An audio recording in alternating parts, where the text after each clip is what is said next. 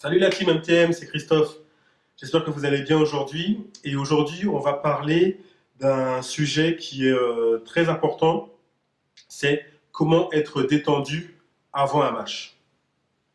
Donc, avant un match, comment tu fais pour être détendu?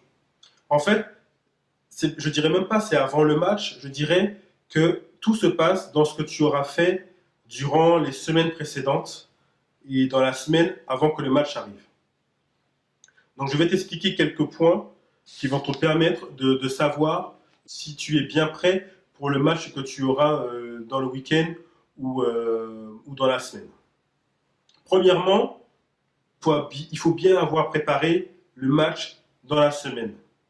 Que ce soit en équipe, donc c'est-à-dire avec ton équipe, avec tes coéquipiers, avec le coach, est-ce que vous avez bien préparé le match?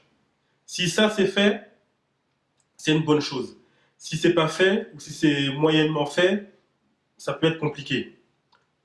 Le deuxième point, c'est de connaître les points forts et les points faibles de l'équipe adverse. Tu ne viens pas au match parce qu'il y a match aujourd'hui. Si tu es, c'est les amateurs qui font ça et même quand les amateurs le font, je ne le comprends pas. Même si c'est du basket loisir, si on veut s'amuser, il y a les playgrounds qui sont là, on peut s'amuser. À partir du moment où tu prends une licence à la fédération, c'est pour être performant et venir en match les mains dans les poches sans connaître ton adversaire, je ne le comprends pas. Donc, c'est à toi, même si le coach ne le fait pas, c'est à toi de t'informer. Aujourd'hui, il y a tout pour s'informer, il y a les vidéos, il y a les réseaux sociaux, tu peux tout connaître. C'est à toi de travailler dessus. Si tu es semi-pro ou pro, j'imagine que ça c'est fait, qu'il y a des gens, un staff qui sont là, présents, pour vous préparer au match au mieux. Donc je pense que au niveau collectif, c'est fait. Maintenant, moi je me suis rendu compte, avec certains des joueurs que je gérais, qu'au niveau individuel, il y avait des choses à faire. Parce que les joueurs pensaient que comme c'est fait au niveau collectif, avec l'équipe, avec l'entraîneur et l'entraîneur adjoint, avec le staff médical, ils pensent que les choses sont faites. Mais toi, personnellement, est-ce que tu as travaillé ton match? Est-ce que tu as préparé ton match? Ça veut dire quoi? Ça veut dire, est-ce que tu as bien enregistré ce que le coach a dit, les points forts, les points faibles de l'équipe? Mais est-ce que aussi tu connais personnellement la personne sur qui tu vas défendre ou la personne qui va attaquer sur toi? Est-ce que tu connais ses points forts et ses points faibles?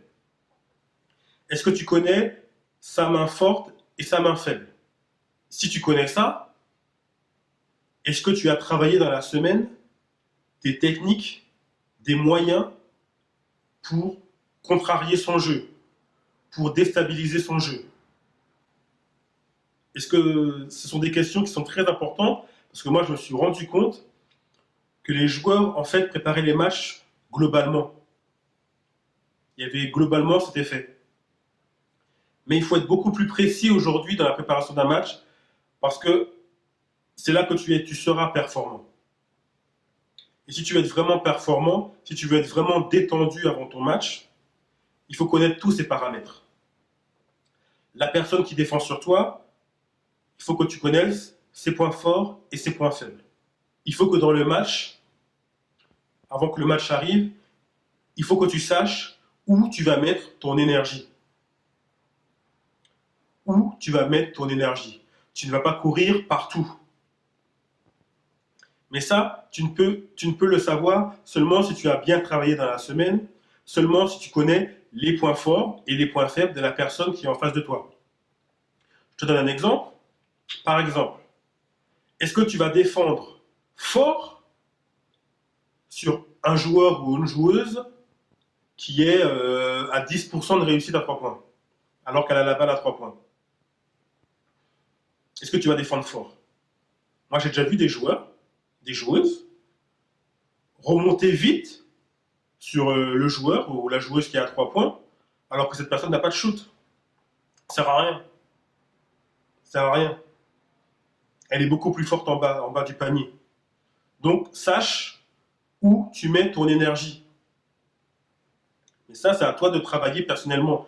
Si ce n'est pas fait dans ton club, tu vas sur des sites, tu regardes les vidéos des matchs, tu regardes sur quelle joueuse va être devant toi, quel joueur va être devant toi, et que tu saches où sont ses points forts et ses points faibles. Ne mets pas toute ton énergie sur tout le terrain. Ça ne sert à rien. Canalise ton énergie pour être bon dans ce que tu sais faire et être moyen dans les choses que tu sais moins faire et que tu travailles durant la semaine. Moi, je sais que je ne suis pas en accord avec ce qui est dit à la fédération, mais moi, je pense qu'il faut être excellent dans ce que tu sais faire de bien. Ne pas être moyen un peu partout. Il faut être excellent dans ce que tu sais faire. Et être moyen dans ce que tu sais, d'être moyen plus. Donc, j'oublie pas le plus. Être moyen plus dans ce que tu sais moins bien faire. Mais moyen plus, pas faible, pas nul. Moyen plus. Donc, il y a du travail. Dans la semaine, tu dois travailler tes faiblesses. Mais dans ce que tu sais faire, tu dois être excellent. Par exemple, si tu es bon à 3 points, fixe-toi des objectifs pour être bon à 3 points dans le match. Donc, c'est-à-dire, demande au coach, crée-toi des systèmes où les systèmes vont te permettre d'être bon là où tu es censé être bon et dans la zone du terrain. Parce que c'est vrai aussi, après, ça ne dépend pas seulement du joueur, mais ça dépend aussi du coach. Je vois des coachs qui coachent, mais qui ne mettent pas en valeur les qualités de leurs joueurs.